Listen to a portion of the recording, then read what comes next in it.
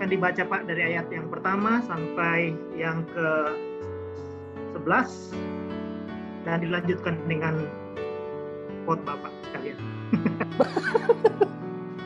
Khotbah 11 ayat 1 sampai 8. Betul sekali. Pengkhotbah 11 ayat 1 sampai 8. Pengkhotbah 11 ayat 1 sampai 8. Pedoman-pedoman hikmat.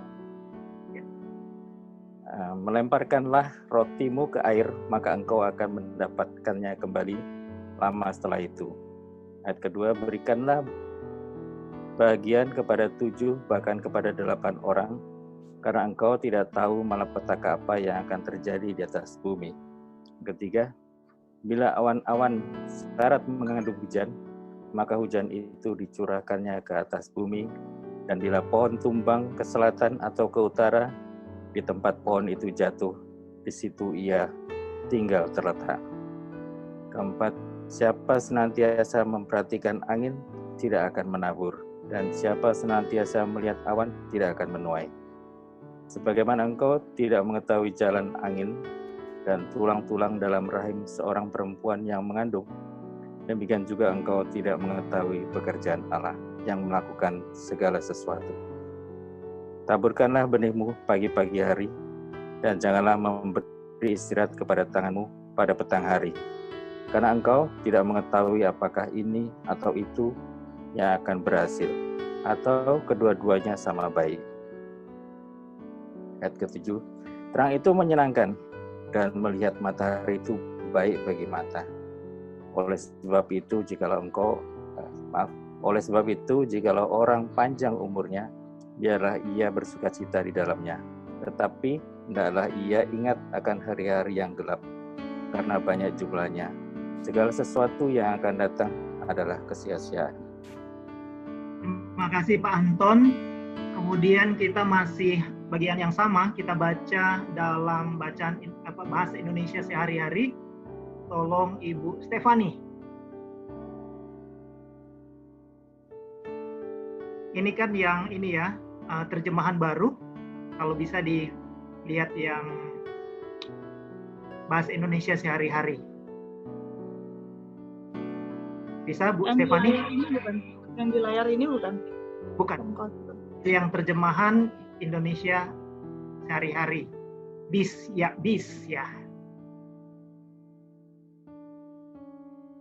Ini? Oke. Iya, betul sekali. Sampai 10 pengkhotbah ayat 1 sampai 8. 8, oke. Tanamlah uangmu dalam usaha di luar negeri, pasti kau dapat untung di kemudian hari. Tanamlah modalmu di berbagai niaga, carilah usaha sebanyak-banyaknya, sebab orang selalu perlu waspada sebelum musibah menimpa.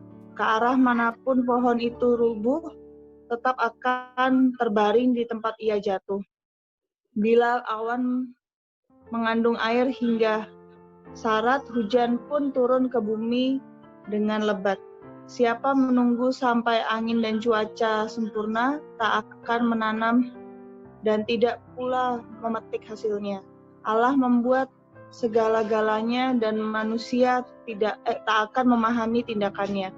Begitu pula ia tak mengerti tumbuhnya kehidupan baru di dalam kandungan seorang ibu. Taburlah benihmu di waktu pagi dan janganlah berhenti di malam hari. Sebab kita tidak tahu taburan mana yang baik tumbuhnya. Barangkali juga keduanya tumbuh dengan sempurna. Sinar matahari membuat bahagia, alangkah senangnya bila dapat menikmatinya. Hendaklah engkau bersyukur kalau bertambah umur, tapi ingat biar engkau lama hidup di bumi, masamu di dalam maut masih lebih lama lagi. Jadi apa yang mau diharapkan pula, semuanya percuma dan sia-sia.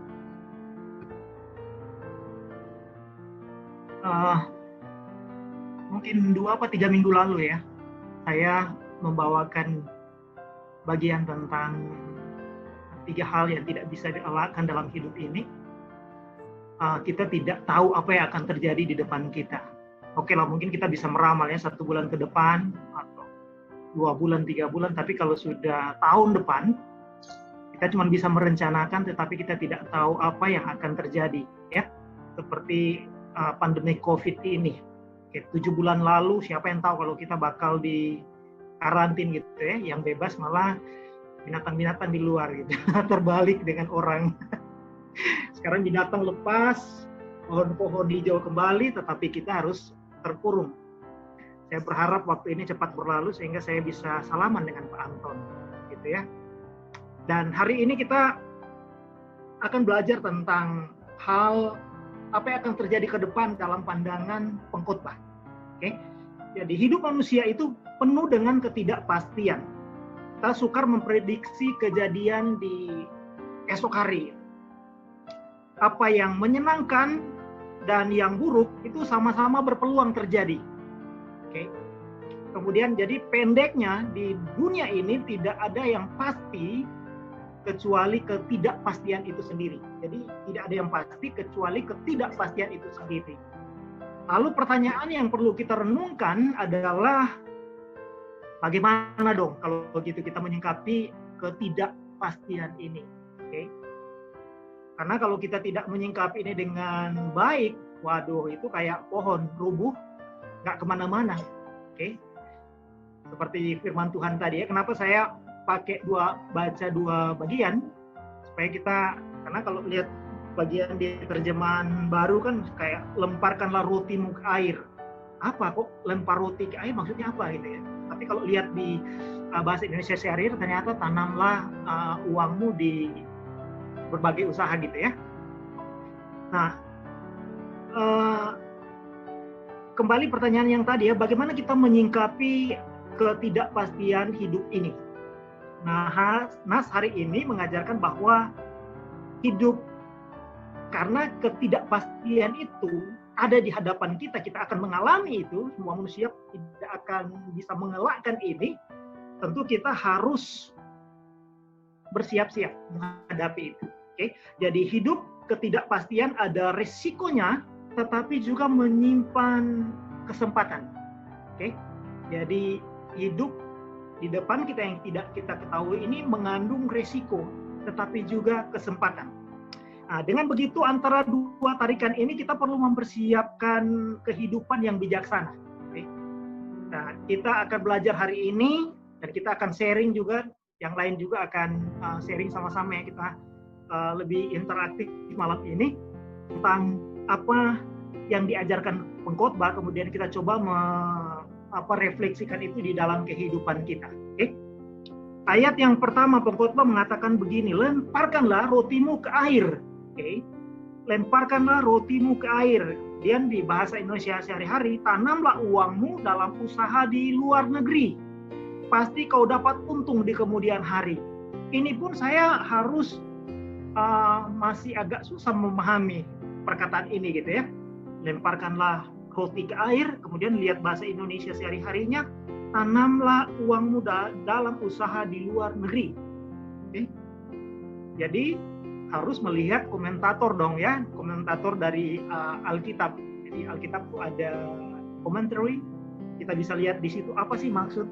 Nah, commentary ini dia mencoba memahami ini dan kemudian secara eksplisit kemudian dicoba memahami ini dalam bentuk mungkin pengertiannya seperti ini, yang paling close to it, dengan melihat latar belakang pengkhotbah, budaya pada saat itu, apa yang dihadapi saat itu, sehingga lahirlah komentar-komentar tentang Alkitab dari orang-orang yang tentu berkompeten tentang hal ini. Nah, Albert Barnes dia mengatakan begini, ayat ini dia berarti begini katanya. Perlihatkanlah keramah-tamahan, meskipun keramah-tamahan itu untuk balasan yang mungkin akan mustahil atau tidak akan pernah kembali gitu. Tetapi tetaplah ramah gitu. Atau bahasa bebasnya, kalau kita mau melakukan kasih, roti itu seperti kasih gitu. Kita lempar seperti lempar ke air gitu. Jadi kasih itu dilemparkan saja, nanti mungkin kita berpikir tidak akan pernah kembali, tapi ini akan kembali. Entah bagaimana caranya kita tidak tahu. Jadi kasih itu kita harus lempar, jangan mengharapkan kembali karena mungkin tidak akan kembali, ataupun mungkin akan kembali dengan lama. Dan pengkhotbah mengatakan itu dia akan kembali kok, tapi di waktu yang agak lama gitu. Nah, saya jadi ingat bagian ini dalam Lukas 14 ya, menceritakan ketika Tuhan Yesus berkata kalau kita membuat pesta, undanglah orang-orang yang miskin gitu loh, supaya mereka tak mampu membalas kita. Dan bagian kita apa dong gitu ya? Kita akan dibalaskan oleh Tuhan sendiri. Bukan di hidup kita sekarang katanya di situ, tetapi nanti. Jadi kita undang mereka tak mampu membalas, tetapi Allah akan membalaskan itu. Nah, kemudian juga Ibrani ya, Ibrani kita pernah mungkin dengar ayat ini ya. Kalau kita melakukan sesuatu kebaikan, jadi kita udah terbiasa melakukan kebaikan, mau dia dibalas atau tidak, menjadi gaya hidup kita, tanpa sadar katanya kita telah melayani malaikat Tuhan gitu. Tanpa kita sadari, karena itu sudah menjadi bagian kita, tanpa mengharapkan balasan tadi, tanpa sengaja ada malaikat-malaikat Tuhan yang sudah dilayani oleh oleh perbuatan baik kita. Makanya tidak heran juga ketika Tuhan Yesus berkata, apapun yang engkau lakukan kepada seorang hamba-Ku yang paling kecil ini, engkau telah melakukannya untuk Aku. Ya enggak? Makanya Paulus bilang, Tuhan, siapa engkau? Gitu kan? Paulus waktu dihantam Tuhan, mau ke Damsik, mau mengajar orang-orang yang mengikuti jalan Tuhan, dia bilang, akulah Yesus yang kau aniaya. Gitu. Karena apapun yang dia lakukan bagi orang lain itu efeknya kepada Tuhan Yesus sendiri. Seperti juga mengasihi. Kita mengasihi kita tanpa sadar kita telah melayani malaikat-malaikat. Dan Alkitab juga menerangkan hal ini ketika kita nanti akan berada di dalam pengadilan. Kenapa engkau tidak memberi aku makan ketika aku lapar? Ya nggak ada kan cerita itu ya. Ketika aku dalam penjara, engkau tidak pernah datang berkunjung. Orang itu protes dan berkata, Tuhan, kapan kami melihat engkau lapar? Kapan kami melihat engkau dalam penjara? Dan Tuhan Yesus pun mengatakan, apapun yang engkau lakukan kepada hamba yang paling hina pun engkau melakukannya untuk Aku. Nah, Adam Clarke, dia punya pandangan yang lain tentang lemparkanlah rotimu ke atas air. Ini dia mengatakan bahwa itu seperti gambaran orang menabur padi. Lempar padi ke air, kemudian itu akan tumbuh dan akan menghasilkan buah setelah waktu panen. Oke, dia akan bertumbuh, berakar, kemudian mendapatkan panen berlimpah. Dan dia juga melanjutkan komentarnya dengan berkata, itu seperti juga kita memberi kepada orang miskin. Oke, Tuhan akan membalaskan kita nanti.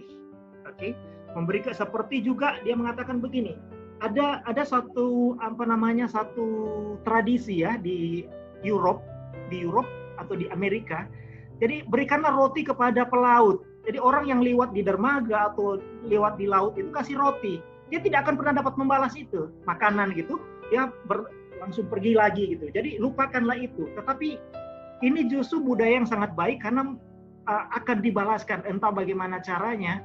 Ketika kita menabur kebaikan, itu pasti akan datang. Jadi seperti memberi roti kepada pelaut, kemudian orang-orang di jalan juga yang kita nggak kenal, kemudian mereka pergi dan ternyata itu kayak sesuatu yang baik. Jadi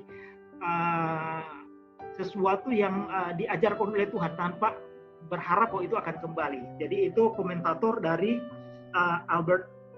Adam Clarke itu. Nah, ini seperti kita juga mendengar ketika Tuhan Yesus bercerita tentang sesuatu hal ya, ketika dia mengatakan bahwa karena itu selama kita masih hidup, kita harus mempergunakan, ikatlah persahabatan dengan mempergunakan mamon yang tidak setia, ya kan? Ikatlah persahabatan dengan mempergunakan mamon yang tidak setia, supaya engkau nanti akan beroleh hartamu yang sesungguhnya. Jadi pengertian dari perkataan Tuhan Yesus ini adalah dalam hidup ini kita punya fasilitas ya, mamon yang tidak setia itu adalah seperti kekayaan kita, uang. Nah, ini kita harus pakai, kita pergunakan sebaik-baiknya untuk supaya kita beroleh hidup yang kekal. Bayangkan, ini cara kita mempergunakan mamon ini, cara kita mempergunakan kekayaan kita ini, itu bisa mempengaruhi, oke, atau bisa berpengaruh terhadap apa yang akan kita terima nanti, gitu. Oke, seperti itu. Jadi makanya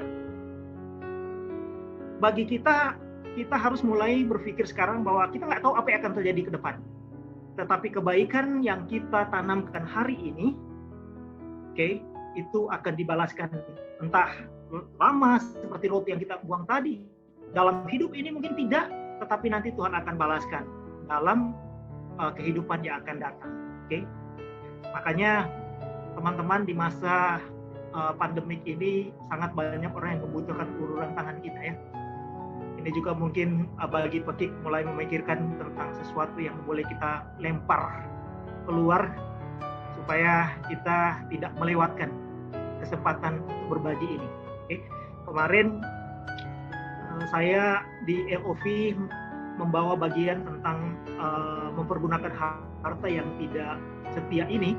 Kemudian satu minggu sesudah ini mereka bersepakat untuk mengumpulkan uang untuk ada yang sakit di Indonesia, gitu. Dan ternyata banyak yang nggak kenal orang itu pun menyumbang. Oke, jadi nggak kenal tapi tetap menyumbang karena merasa bahwa ya aku nggak kenal, nggak apa-apa deh, gitu. Yang penting saya mau mengasihi dia sebagaimana teman-teman di LOV yang memberikan itu.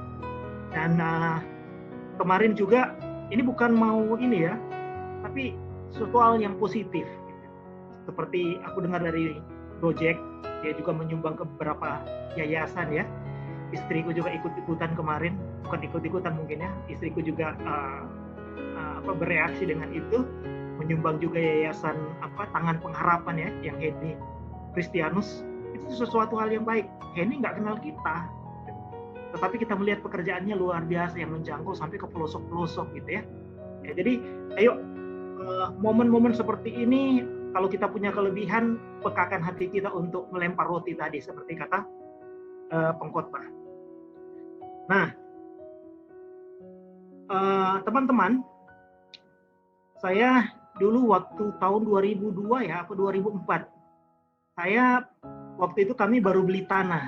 Tanah itu lumayan besar ya, kira-kira hampir 5.000, lebih dari 5.000 meter persegi. 5.000 meter, ya, jadi setengah hektar lah begitu. Kemudian pada saat setelah beli itu, saya bilang begini ke istri, "Ma, kita harus tanam buah-buahan." Oke. Jadi harus tanam buah-buahan karena kalau 10 tahun kemudian atau 15 tahun kemudian kita udah bisa panen. Dan benar, kita bersihkan kebunnya, kemudian kita tanam macam-macam buah-buahan. Dari yang rambutan sampai berbagai jenis, mungkin ada 8 jenis atau berapa jenis. Jadi kalau sekali dia berbuah, itu kalau dikumpulkan, ampun dah, banyak sekali variasinya. Kemudian nanam juga yang markisah. Cuman markisah waktu kita tanam, kita nggak nanam terus dikasih tatakan atau kasih tempat untuk dia melingkar. Kita naruhnya di pohon mangga.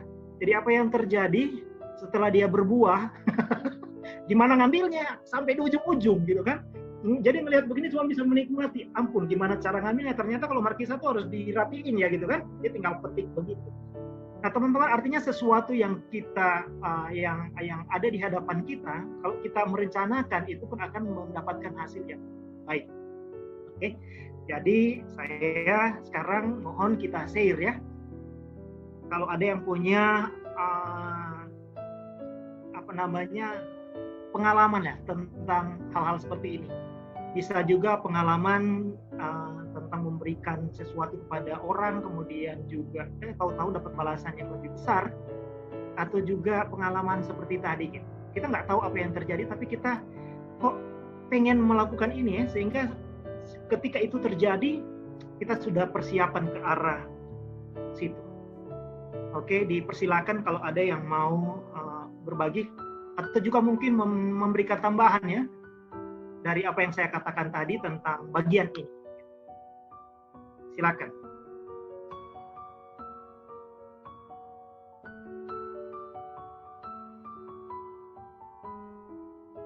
Silakan Pak Malum di-unmute. Tes mic dulu Lai. Jangan sia-siakan kesempatan ini Pak Malum. Kalau saya tidak beri kesempatan lagi gimana dong? Kita harus keras sekarang. Ini masa pandemik begini kita harus keras. Kalau dikasih kesempatan nggak mau ya saya akan lewatkan ini.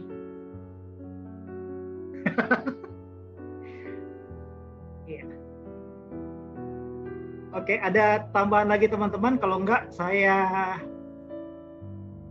internet koneksi kurang stabil saya ya, nggak kedengeran jelas apa yang saya omongin. Kalau nggak jelas saya akan ulangi dari pertama. Oh ya, punya Pak Malum. Oke, kalau begitu kita lanjut ya. Mungkin nanti di belakang ya kita sharing lagi ya. Kesempatan yang pertama hilang. Kemudian yang kedua, pengkhotbah mengatakan begini. Oke.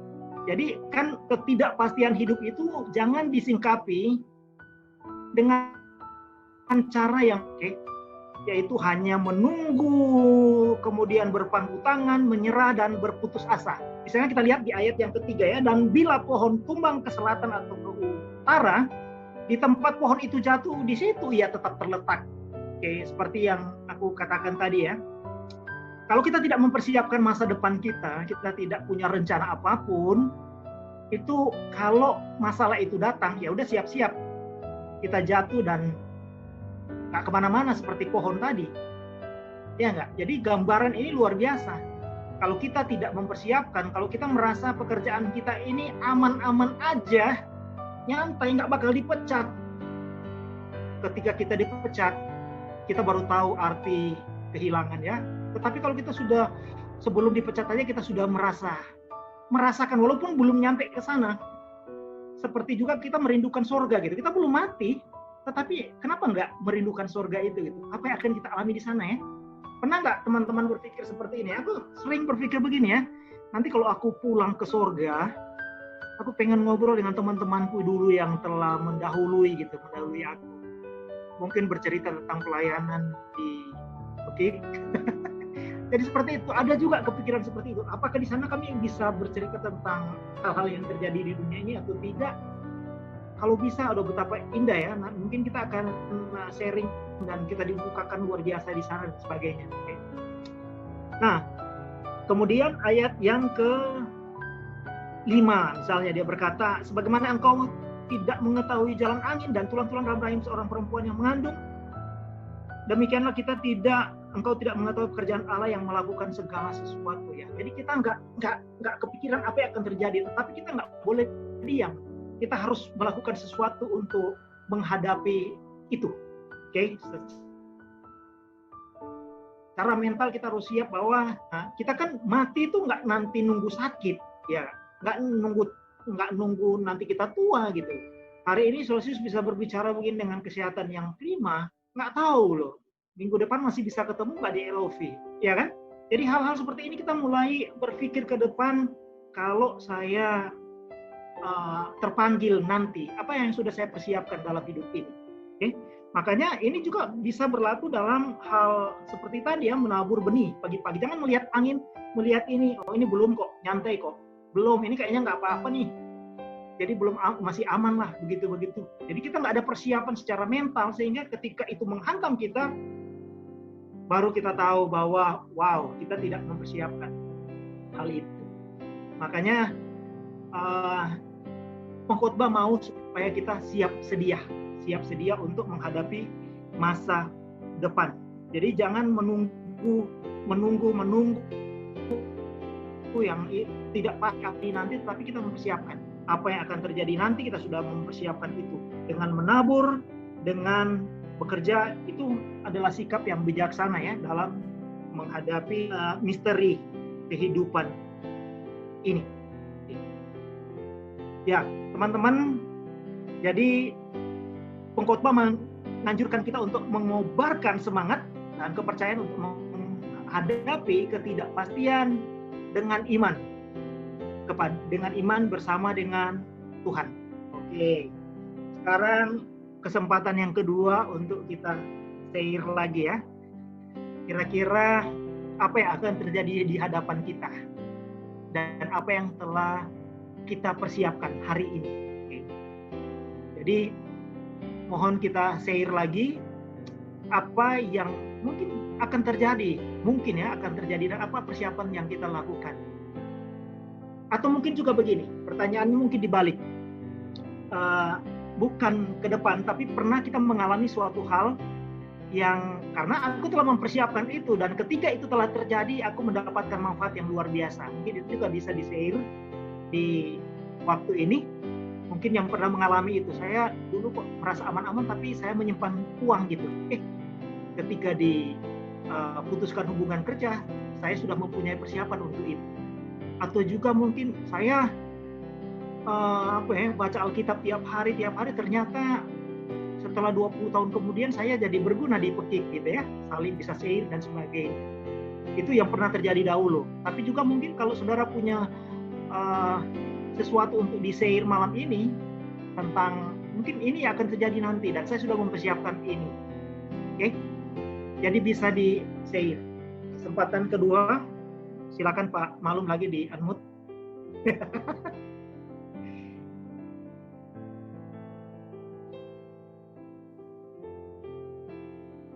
Ayo, selain Pak Malum, siapa yang mau berbagi ya? Jadi firman Tuhan hari ini kita akan coba menangkap ya maksud dari pengkhotbah supaya kita siap-siap. Ini kita masalah pandemik ini luar biasa menghantam kita. Ya orang yang tidak siap itu ampun dah. Saya merasa aman akhir-akhir ini kenapa? Karena berapa tahun kemarin ya waktu gelombang tsunami pertama di QP yang dihantam sampai ribuan orang, itu kan semua kayak out of the blue gitu ya, tiba-tiba ditebas dan banyak yang kehilangan pekerjaan. Om David salah satunya, dan Om David mengatakan itu kayak nggak ada persiapan sama sekali dan itu menghantam dia sehingga kayak apa ya, sudah jatuh tertimpa tangga karena mereka memang tidak persiapan untuk itu. Tapi waktu itu aku masih ingat setelah jadi semua sampai supervisor pun khawatir waktu itu, apalagi operator kan yang paling bawah. Saya bilang begini ke istriku waktu itu, "Mah, ini kalau misalnya dipecat gimana dong? Kita masih punya loan waktu itu masih 10.000. Terus istriku ngitung. Pas ngitung, oh bisa Pak, aman gitu. Gade mas atau jual mas, mobil, kemudian tanah. Pas istri bilang siap, aman. Jadi waduh, makanya waktu itu kalau saudara-saudara ingat, saya berkhotbah banyak hal tentang jangan khawatir. Karena saya udah punya pegangan juga waktu itu, gitu ya. Jadi dengan semangat saya mengatakan itu, tapi saya juga sudah mendapat bisikan dari istri. Saya harus membuka itu sekarang, gitu kan, supaya saya tidak menyimpan lebih lama lagi. Oke Pak Malum, masa saya terus yang bicara? Jangan sampai saya skip lagi loh Pak. Oke, silakan. Atau mungkin Pak Anton langsung? Karena saya yang berkuasa nih Pak, saya bisa skip juga nih. Atau Ibu Sahala mungkin dari tadi mungkin ada sesuatu. Gimana Pak? Silakan Pak Malum. Internet saya kurang stabil, tapi kalau bisa didengar bagus saya bicara 1-2 menit. Oh ya, oke. Kalau begitu nggak usah bicara Pak, kalau nggak stabil. Nggak, saya bercanda Pak. Silakan. Ya, silakan. Tadi kalau soal membantu di saat pandemi sekarang, kalau saya sedikit punya sudut pandang yang berbeda. Kalau pulang dan nggak balik-balik ya, seperti tadi. Oke, lanjut ya, Pak, sorry. Artinya kalau tadi Alkitab mengatakan lemparkanlah rotimu ke air, artinya kita memberi secara langsung. Kalau saya ibaratnya kalau orang minta ikan ya dikasih ikan. Kalau saya bilang kalau orang meminta ikan kita kasih pancing gitu. Jadi artinya dengan apa yang kita miliki ini ya kalau bisa kita juga memanfaatkan itu supaya orang itu benar-benar produktif dan bisa jadi sustainable atau dia bisa mandiri seperti itu. Jadi kalau saya pribadi, saya memulai dari orang-orang saya sendiri ya dulu, keluarga gitu. Jadi kalau misalnya dia kehilangan pekerjaan, ya saya diskusi dulu dengan dia bagaimana pola pikir dia, apa usaha yang bisa mungkin. Kalau misalnya dia perlu cocoknya di pertanian, ya saya belikan tanah. Ini kamu kelola tanpa sewa, silakan kembangkan dirimu untuk membeli nanti untuk dirimu sendiri.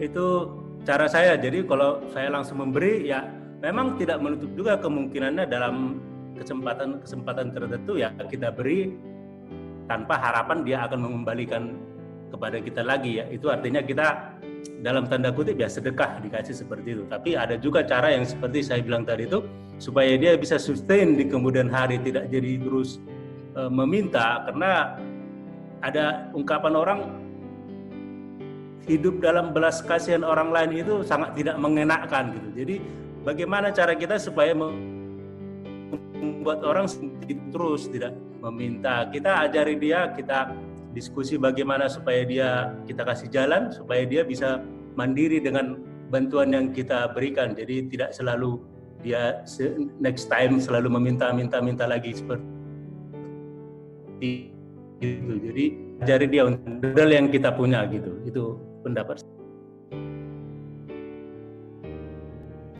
Terima kasih Pak Malum. Hal yang seperti tadi ya, melempar roti, kemudian kita tidak mengharapkan, tetapi Tuhan melihat apapun yang kita lakukan ya. Oke. Silakan kalau ada juga yang mau sharing di ini ya.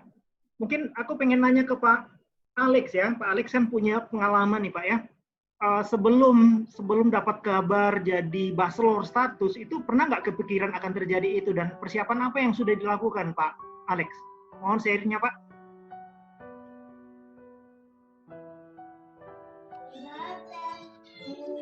Sebenarnya sudah lama diisukan. Gitu? Oh sudah lama ya? Okay.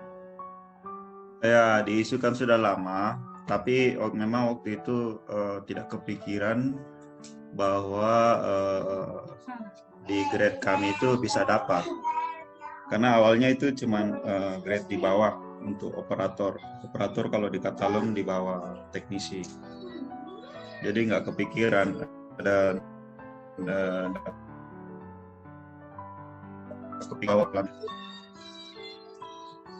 jadi persiapannya sih memang sudah dari dulu, bukan dalam rangka family status dihilangkan, tapi ya dalam rangka seandainya kita kena termination atau lagi boring aja di Qatar gitu kan, jadi disiapin aja lah di Indonesia rumah, hanya siapin sedikit bisnis kecil-kecilan biar kalau ada ini kita bisa ini. Tapi berita baiknya ya kita di extend setahun katanya, jadi tahun depan baru bisa pulang.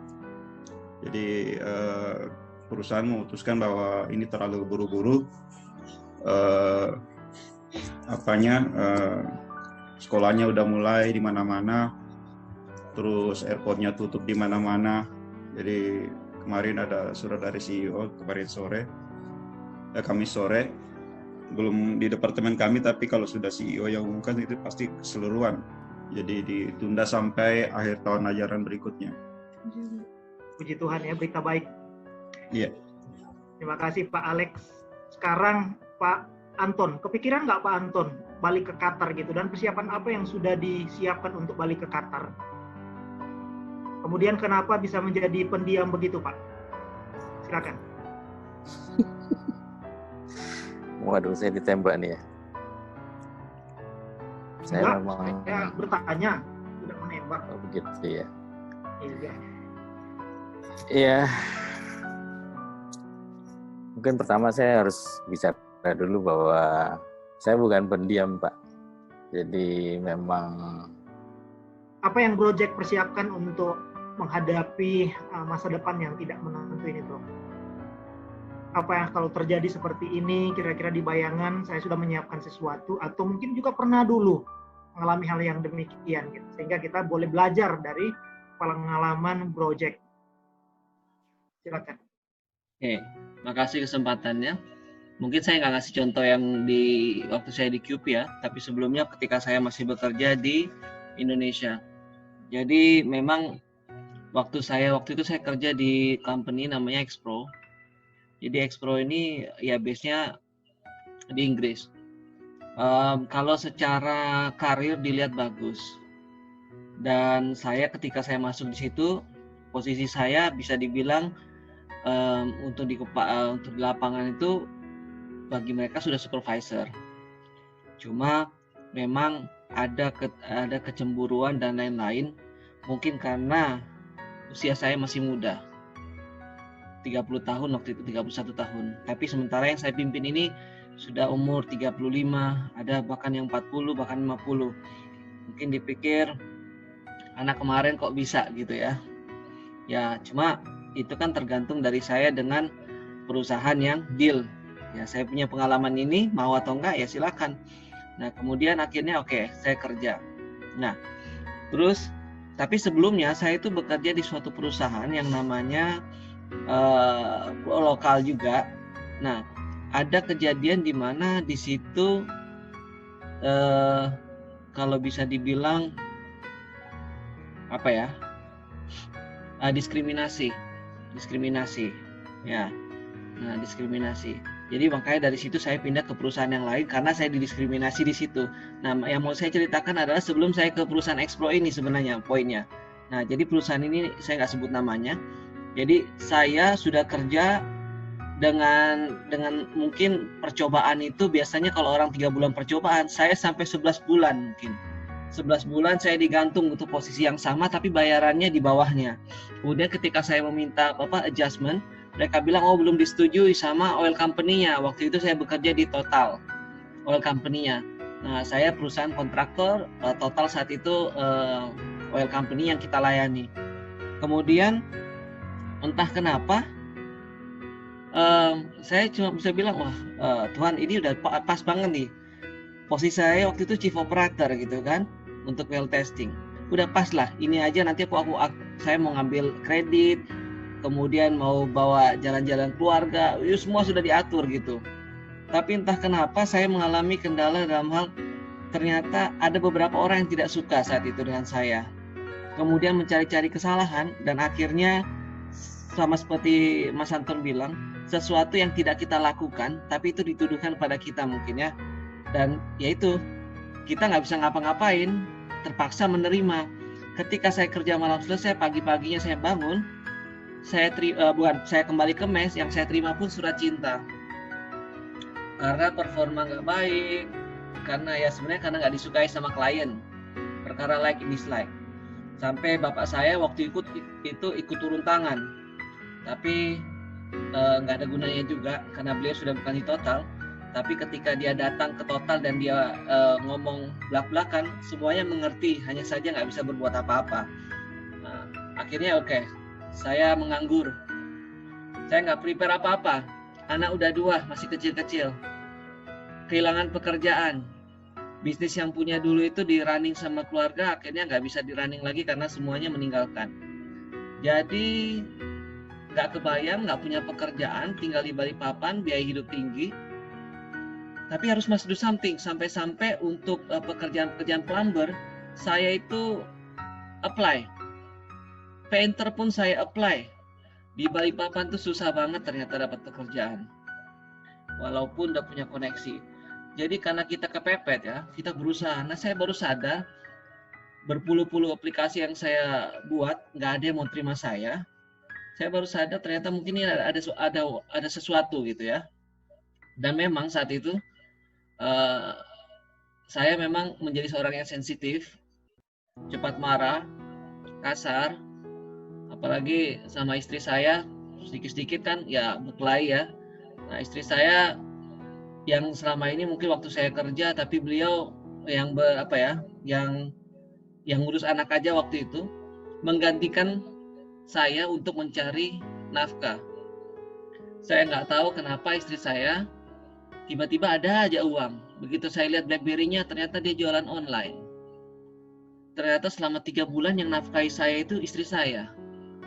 Jadi saya kerjanya cuma ngantar beliau kemana-mana, seringkali ditipu orang, pesan barang ternyata nggak ada. Dan saya pikir loh kok aneh ya, ternyata yang mau Tuhan ajar di sini sama saya itu adalah kerendahan hati. Kemudian istri saya melihat ada waktu itu program, ya mungkin nggak semua orang suka ya dengan apa namanya wanita bijak atau apa yang namanya dengan maximize manhood, ya pria sejati. Tapi istri saya bilang coba ikut gitu loh. Dia invest apa yang dia punya, uang seadanya saat itu. Saya cuma bilang, tapi ini kan untuk kebutuhan hidup, 300.000 kalau nggak salah. Itu berarti banget karena pendapatan sebulan hanya 2 juta di Balikpapan, jualan online. Biasa gaji terima 15 juta, nggak kebayang, hanya terima 2 juta. Tapi saya berani ngomong ini karena saya sudah selesai. Nah, kemudian akhirnya udah ikut. Selama kita kalau nggak salah 5 hari di camp, kemudian saya belajar sesuatu. Dan itu yang mengubah hidup saya. Ketika saya pulang, istri saya bilang, kamu kok berubah? Ya karena saya bilang ya, yang berubah saya salah satunya Tuhan, pasti Roh Kudus. Dan juga memang ya itu belajar penyerahan hak, satu seperti Mas Anton bilang. Terus kedua, memang hidup kita bukannya kita lagi gitu loh. Ya kita nyerahkan sepenuhnya sama Tuhan. Nah, kemudian ketika saya sudah mulai beres dengan kerendahan hati, kemudian dengan kelemah lembutan, baru saat itu saya melihat jawaban. Perusahaan Expro yang saya deal tiba-tiba nelpon, kaget dengan Jackson ya. Oh iya, dengan siapa? Oh Pak ini. Kemarin sempat masukkan lewat website, iya. Ada posisi tertarik nggak? Oke. Segini gajinya mau? Wah gajinya yang ibaratnya lebih besar dari sebelumnya. Saya bilang oke, nggak masalah. Selang itu tiba-tiba QP lagi ngasih lagi email, sudah ready atau belum untuk interview. Nah, kemudian ada lagi dari bank juga. Bank Danamon waktu itu ngasih juga offer. Pak, kalau mau ini ada lowongan Pak, ini Pak. Lumayan juga kalau saya pikir gajinya lebih besar juga. Nah, saya cuma melihat ternyata Tuhan, cara bekerja Tuhan itu kita tuh dihajar, diremukan dulu. Ketika kita mulai sadar siapa kita, mulai kita rendah hati, mulai kita tahu kita bergantung sepenuhnya sama Tuhan, bukan kuat dan bukan gagah kita, baru Tuhan turun tangan saat kita angkat tangan. Padahal kalau dipikir sudah prepare semuanya, duit sudah disiapkan untuk tabungan, untuk nanti kalau ada apa-apa ini. Jadi semua rencana-rencana yang disiapkan dulu, kalau tanpa penyertaan Tuhan, tanpa melibatkan Tuhan, sekali Tuhan sentil, habis, nggak ada efeknya. Nah, akhirnya dari situ saya pindah ke tempat kerja ini. Kemudian di tempat kerja ini saya mengalami hal yang sama juga kan. Selang cuma berapa bulan akhirnya saya pindah ke QP. Nah, ketika 2015 itu datang, saya merasa kalau Tuhan yang dulu-dulu ya, saya ngomong bolak-balik, kalau dulu Tuhan sudah pernah pimpin, sudah lepaskan saya dari setiap masalah. Kalau habis itu kita bilang kita ini biji mata Allah. Biji mata Allah kalau kecolok sedikit aja langsung begini ya, langsung lindungin. Ya mengimani itu seperti apa? Kalau saya masih khawatir, saya bohong selama ini kalau saya bilang saya ini biji mata Allah. Kalau saya masih khawatir, saya bohong kalau selama ini saya bilang kesusahan sehari untuklah sehari. Bohong. Terus apalagi kalau saya bilang saya nggak selamat, bohong saya selama ini kalau bilang Yohanes 3 ayat 16, barang saya percaya tidak akan binasa. Makanya ketika istri saya ngomong masalah pesawat waktu itu, turbulent, saya deg-degan. Saya lihat saya dan Gio waktu itu yang memang deg-degan. Tapi Rachel waktu itu slow. Dia cuma ngomong, it's okay, kan sudah berdoa tadi. Simple. Ya simple, cuma orang tua seperti kita ini kan banyak pikirannya. Kenapa? Masih ada harta di belakang, masih ada tanggungan di belakang. Makanya saya bilang, kalau hidup kita milik Tuhan, kalau kita dengar seperti Bapa sayang anaknya, ya seperti kita sayang anak dan Bapa sayang juga seperti kita, saya rasa hidup kita itu persiapan maupun nggak persiapan, itu Tuhan sudah siapkan. Tapi tetap pakai hikmat, tidak nekat, tidak ngeroh, main hantam aja, tapi tetap minta Tuhan hikmat, siapkan Tuhan kira-kira nih, aku harus ngapain, gitu kan, untuk hari-hari ke depan yang terjadi. Nah, poin saya adalah ketika kita terjadi sesuatu apa-apa kepada kita cuma tahu the battle is God. Pertempuran itu milik Tuhan. kalau dari sini kita berarti sudah menyerahkan sepenuhnya kepada Tuhan. Makanya kalau saya bilang 2020 saya rasa saya aman, bukan karena saya rasa saya aman karena kurang orang juga di tempat saya, bukan juga karena kurang orang, tapi saya percaya penuh kalau saya dikirim di Qatar itu berarti ada maksud Tuhan. Kenapa kok saya nggak dikirim di tempat lain aja? Ternyata saya bisa melihat kalau di Qatar saya bisa maksimal. Saya dulu waktu kerja di RIG, begitu pula nggak ada yang namanya pelayanan, bantu orang pun nggak ada. Tapi ketika saya di Qatar, memberi semakin enak, melayani semakin terbuka. Nah, ini yang berusaha saya hidupin gitu loh. Jangan sampai saya tergoda untuk kayak seperti ini kita ya, nggak ngapa-ngapain. Makanya dulu waktu kita 2 minggu, sebenarnya saya berpikir, kenapa 2 minggu ini pekik? Nggak ada saya pun harus jalan harusnya. Nah, dengan ada pandemik, sekarang jadi seminggu sekali. Ya kan? Nah, ini lebih bagus gitu. Nah, semoga kalau sudah bertemu kembali, jangan lagi namanya 2 minggu, seminggu sekali seperti biasanya. Apa susahnya gitu loh. Kalau alasannya karena orangnya kurang, nggak pernah sih, menurut saya itu nggak benar. Yang jelas saya merindukan kalau setiap minggu kita ketemu Pak Celsius, Pak Malum, dan lain-lain, Bu Dolvin, semua sharing-sharing yang menguatkan satu dengan yang lain. Karena di Pekik itu bukan ada yang namanya persaingan atau ada yang namanya gosip, ngomong satu dengan yang lain, yang ada saling menguatkan. Orang kecil orangnya cuma ini aja gitu loh, tapi jangan lihat kuantitas, tapi kita bisa lihat kualitas. Nah, jadi kembali lagi saya simpulkan, Pak Celsius, untuk persiapan saya cuma serahkan sama Tuhan, minta hikmat apa yang harus kita lakukan, dan kalau saya nggak bisa mengatasinya, saya cuma bilang ya kita biji mata Allah, Tuhan yang tanggung jawab, Tuhan yang pimpin aja, itu aja.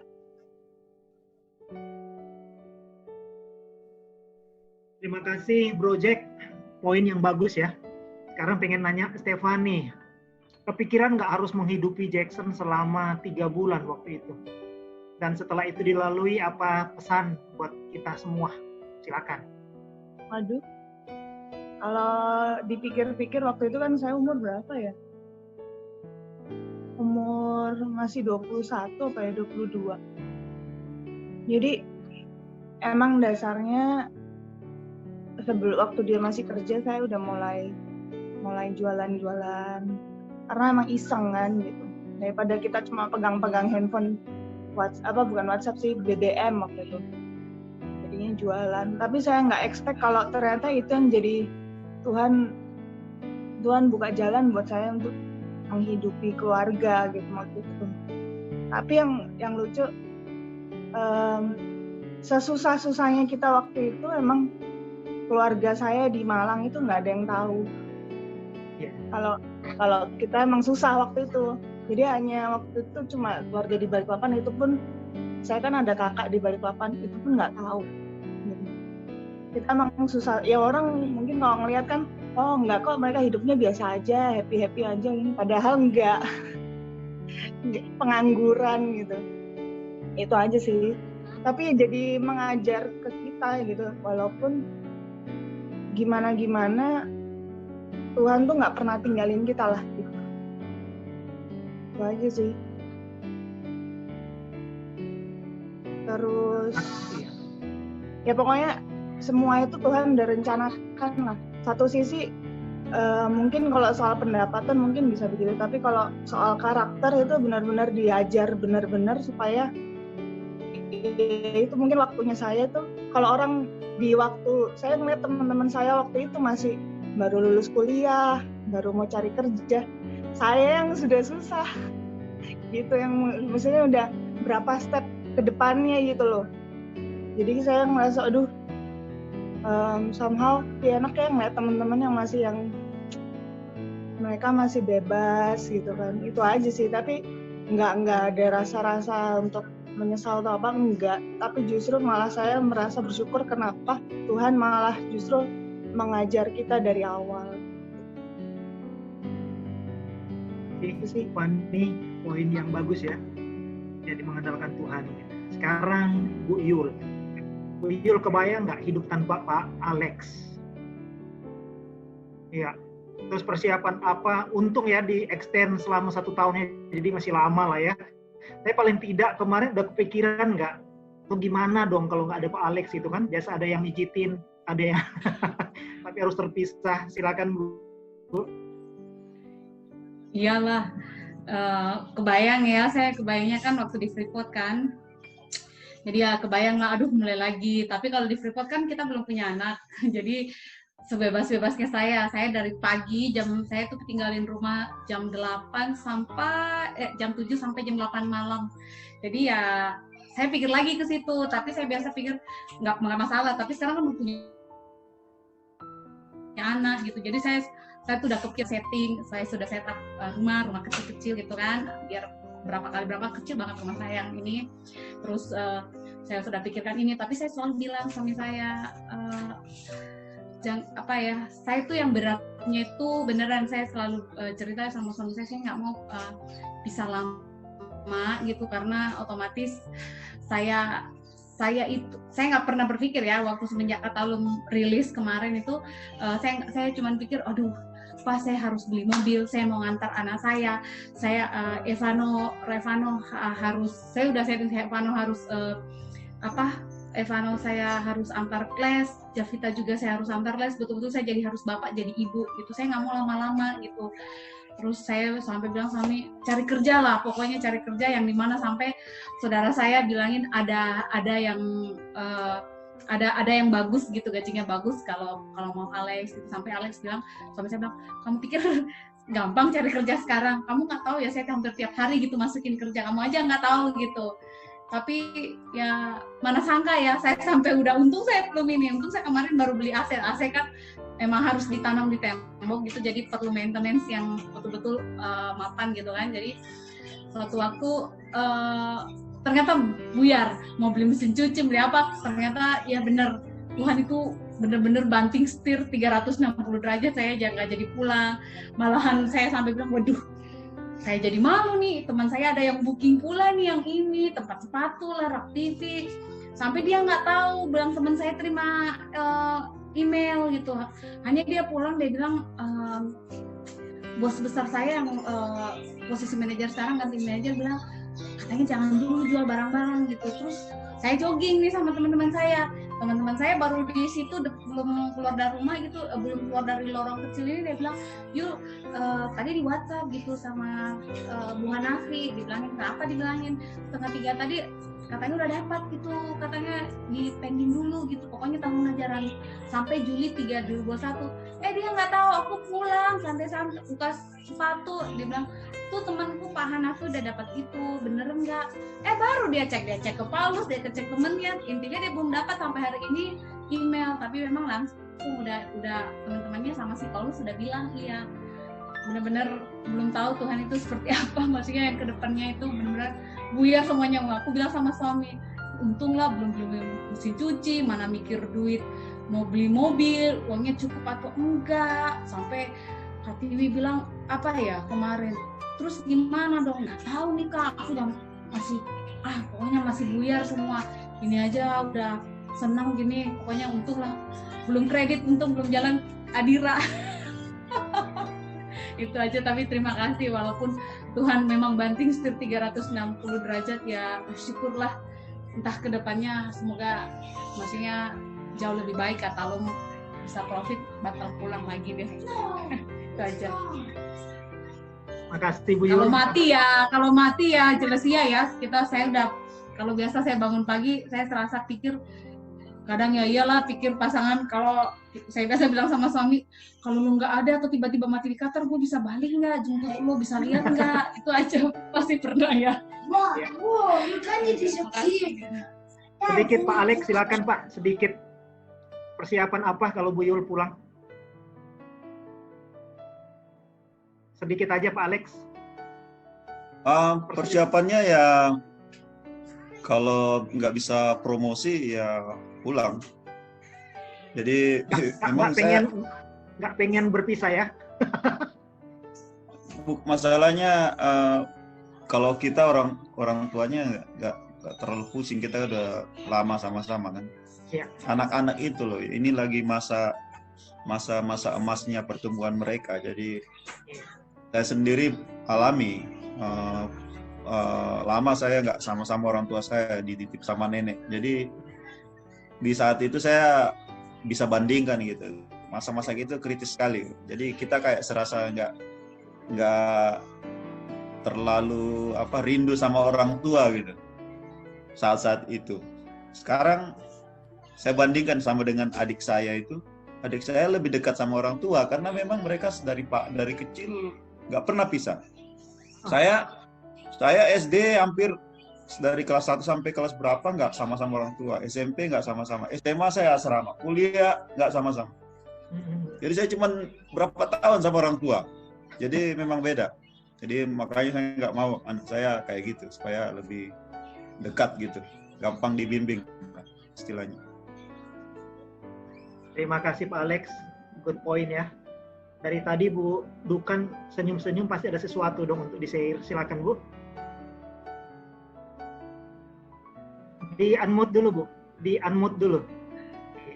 Pak, sharing-sharing apa ya? Kebetulan Pak Sahalanya tiba-tiba dapat calling tadi kerja, jadi tidak ada temannya untuk sharing-sharing. Ya, kalau Pak Salah nggak ada, sebenarnya lebih plong dong, bisa ngomongin apa saja kan nggak ada Pak Sahar.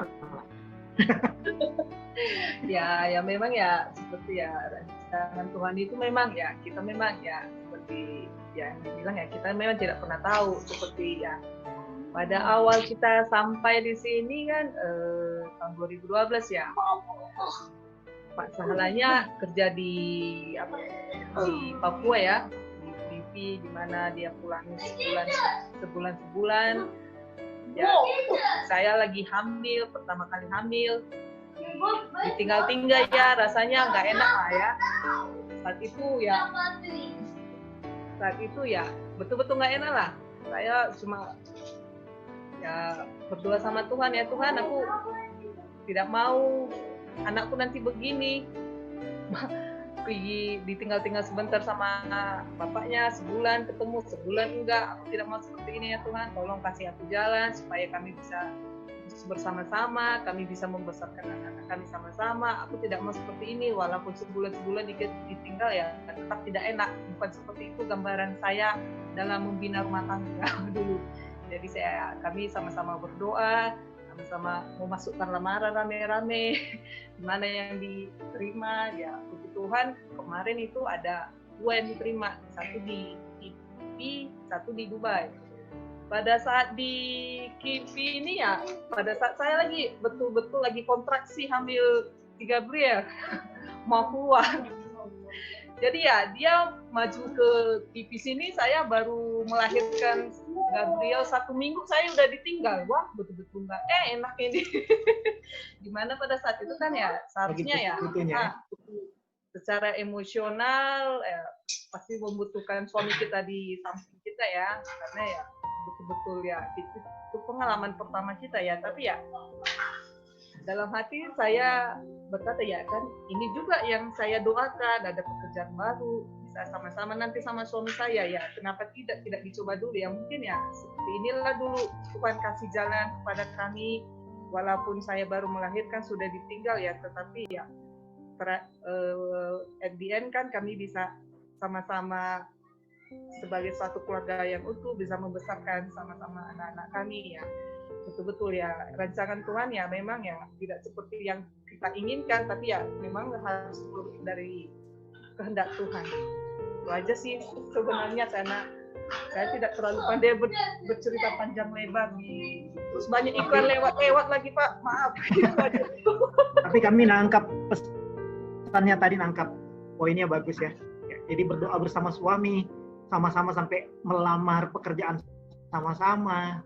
Dan akhirnya Tuhan menjawab doa ya, karena firman Tuhan juga berkata kalau kita sepakat ya, apalagi suami istri yang adalah gambaran Tuhan dan gereja. Oke, sekarang the last but not least, the single parents. Bu Reni, Bu Ren, kebayang nggak sih sampai Yudio gede sendiri gitu? Terus apa kira-kira yang sudah ada di pikiran gitu, belajar dari pengalaman pengkhotbah ya, dari perkataan pengkhotbah ini, apa yang mau dilakukan gitu? Saving Pak, saving money. Oke, sip. Insurance. Asuransi. Ya, berarti udah aman lah ya, aman ya. Wah, belum tahu juga Pak, asuransinya aman nggak? Saya asuransi di apa namanya Bumi Putra. Oh, Nggak bisa dicairin. Jadi antrinya mungkin bisa berpuluh-puluh tahun katanya kalau ngikutin. Jadi padahal itu andalan kami, tapi puji Tuhan masih bekerja di QP, jadi itu agak ringan lah ya. Oke. Ada lagi Bu Ren? Kalau nggak ada lagi, ya. Sedikit Pak. Sebenarnya dari tadi saya coba seperti yang Pak Anton bilang, ini agak sulit untuk saya absorb gitu, karena dibilang cast your bread upon the water. So saya dari tadi lagi baca kan artikelnya, saya coba cari apa sih maksudnya. Ternyata dibilang cuma one thing, to be generous. Jadi terus di situ juga dibilang kita mempersiapkan untuk ke depan kan. Jadi banyak hal yang terjadi dalam hidup saya. Cuma satu hal yang saya benar-benar terpatok itu adalah di tahun 2010 ketika Julio lahir. Saya sebelum Julio lahir ya, saya ketika 7-8 bulan, saya bilang gini, saya mau lanjut kuliah ke luar negeri. Saya masih ingat 2 tahun berturut-turut Pak, saya gagal beasiswa. Jadi tahun 2012 saya ingat, saya itu bulan Oktober itu baru saya keterima. Jadi saya lihat bahwa perjuangan saya dari 6 beasiswa luar negeri yang kalau mau dibilang top chair lah ya, Chevening dari UK, kemudian Ford Foundation, Aminef itu dari Amerika, Stunet Belanda, terus ADS yang paling famous saat itu di daerah ketimuran itu ADS itu Australian Development Scholarship, tapi waktu terus sekarang udah berubah jadinya AAS, jadi Australian Awards for Leadership, something like that. Jadi kalau saya lihat setiap hari saya baca, saya lihat apa sih yang kenapa saya gagal. Tanya mama saya tidak pernah tidur, pulang kantor saya taruh itu aplikasi yang setiap tahun itu kan aplikasinya berbeda formatnya. Saya baca, saya lihat bahasa Inggris saya tiap saat saya saya sampai pakai uang gaji saya yang tidak cukup untuk beli susu. Saya harus belajar bahasa Inggris sendiri, otodidak. Kemudian saya ikut tes, saya gagal, saya dapat 5.5 untuk IELTS, saya dapat TOEFL cuma 375. Kemudian saya ambil lagi, saya ambil kursus, bapak saya tunggu sampai jam 8 malam. Tapi setelah itu 2 tahun kemudian, saya masih ingat bapak saya bilang, udahlah give up gitu. Kita dari daerah timur pasti nggak akan pernah yang namanya dapat gitu. Bapak saya bilang, apalagi bapak saya tentara loh. Bapak saya tentara, anak 3, mama saya nggak kerja, kita anak kolong, sampai bapak bisa beli sepotong tanah gitu. Perjuangan berat. Apalagi saya ambil bidan D3, itu mahal. Adik saya bisa kuliah Universitas Cendana itu memang uang kuliahnya tidak banyak, tapi saya paling banyak. Jadi saya ingat itu, saya dapat gaji pertama kali, saya masih gitu. Dan saya lihat hasilnya sekarang gitu loh. Saya bisa sampai di Doha. Karena apa? Karena di balik belakang itu loh. Tuhan bilang, you just cast your bread upon the waters gitu. Jangan lihat gitu. Berapa tahun, kapan itu akan terjadi. Tapi ya, don't give up gitu. Tetap be generous, be kind gitu. So, itu saja sih Pak. Terima kasih. Oke, terima kasih Reni, terima kasih untuk teman-teman semuanya. Jadi pelajaran yang dari kesaksian-kesaksian kita ya, dari sejarah hidup kita menemukan bahwa segala sesuatu kadang nggak bisa diprediksi ya, tiba-tiba menghantam kita dan kita seringkali tidak siap. Oke. Tetapi maksud dari pengkhotbah ini bukan hanya juga bagi sesuatu yang akan terjadi 1-2 minggu atau 1-2 tahun ke depan, tetapi bagaimana juga kita memikirkan persiapan kita menghadapi langit baru dan bumi yang baru. Apa yang telah kita lakukan gitu sehingga kita bisa dilayakkan masuk dalam pelajaran ini. Masa pandemik ini masa di mana kita juga harus saling membantu ya, seperti kata pengkhotbah tadi. Karena itu seperti kita juga menanam sesuatu. Dengar kata Pak Erasmus kan masa hidup kita nih masa-masa persemaian, belum masuk dalam apa ini yang sesungguhnya. Dan kalau kita bisa bertaruh sebenarnya 70 tahun tuh nggak bisa dibanding dengan kekekalan ya. Jadi pesan dari pengkhotbah ini bagi kita adalah mari kita terus mempergunakan waktu yang ada ya untuk terus membaca Alkitab tiap hari, jangan sampai lewat gitu ya. Kemudian kenapa kita membaca Alkitab? Karena kan segala sesuatu akan lenyap, langit dan bumi, tapi firman-Mu tinggal tetap. Punya waktu saat teduh, punya waktu berdoa buat kita, supaya ketika menghadapi persoalan di dunia ini mata kita udah tertuju ke surga gitu. Jadi kita bisa menghadapi itu semua dengan kekuatan yang luar biasa yang Tuhan siapkan kalau fokus kita kepada kekekalan nanti. Jadi mungkin itu dari saya. Mohon maaf kalau kepanjangan hari ini. Tuhan memberkati kita semua. Mari kita berdoa. Bapa Surgawi, hamba terbatas Bapa dengan kata-kata hamba-Mu Tuhan. Tapi firman-Mu hari ini boleh menjadi bagian